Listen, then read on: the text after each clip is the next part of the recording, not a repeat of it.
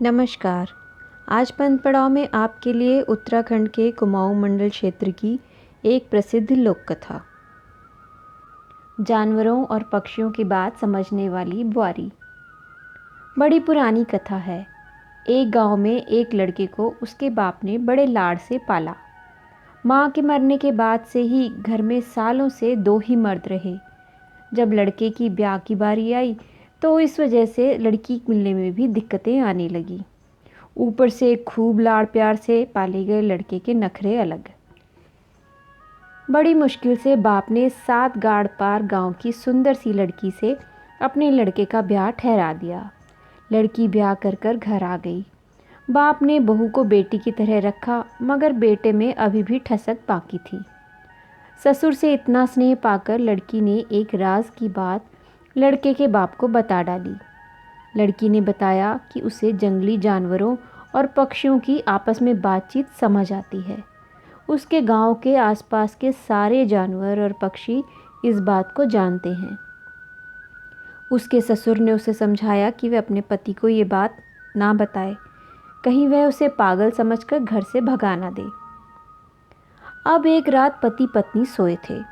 आंगन में जरा दूर 2 सियार बात कर रहे थे और लड़की ने उनकी बातें सुनी। एक सियार दूसरे से कह रहा था कि नीचे नौले किनारे एक लाश पड़ी है और उसके ऊपर बहुत सारे सोने के सिक्के पड़े हैं। कोई उन सिक्कों को उठा दे तो हमारी बढ़िया दावत हो। बहू ने सुना तो सोने के सिक्कों का लालच घर कर गया।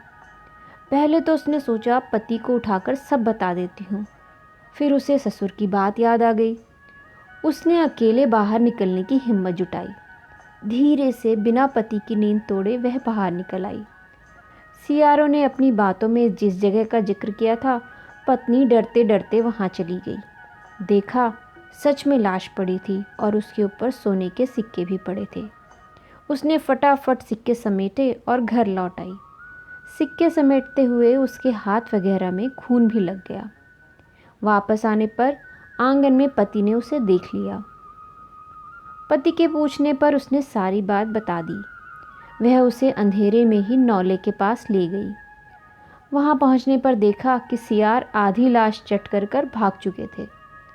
पति को लगा उसकी घरवाली लाश खाती है। उसने रात को ही उसे छोड़ने का निर्णय कर लिया।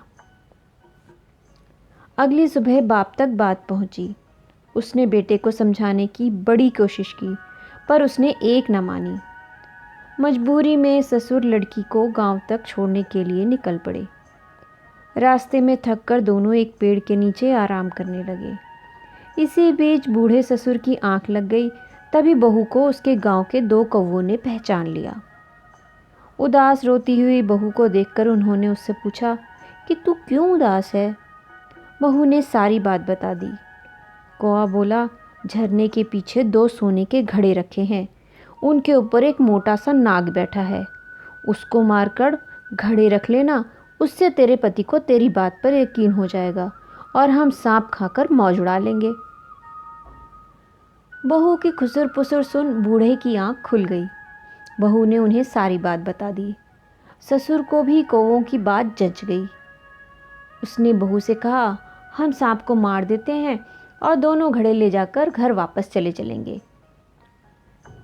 बहू और बूढ़े ने यही किया और सोने के दोनों घड़े लेकर अपने गांव को वापस खुशी खुशी लौट चले। गांव से कुछ दूर ही पर थे कि ससुर ने बहू से कहा, मैं बहुत थक गया हूँ, तू ऐसा कर घर चली जा, मैं जरा आराम करके आता हूँ।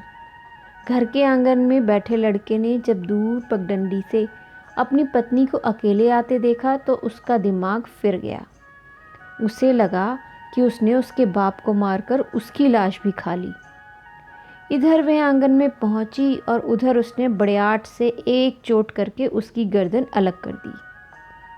थोड़ी देर में जब बूढ़ा पहुंचा तो यह सब देख दंग रह गया। निर्दोष बहू की वैसी अवस्था देख उसने भी आंगन में ही प्राण त्याग दिए। बस इतनी ही थी ये कहानी। उम्मीद करती हूँ आपको पसंद आई होगी। फिर मिलेंगे एक नए सफ़र में एक नई रचना के साथ। नमस्कार।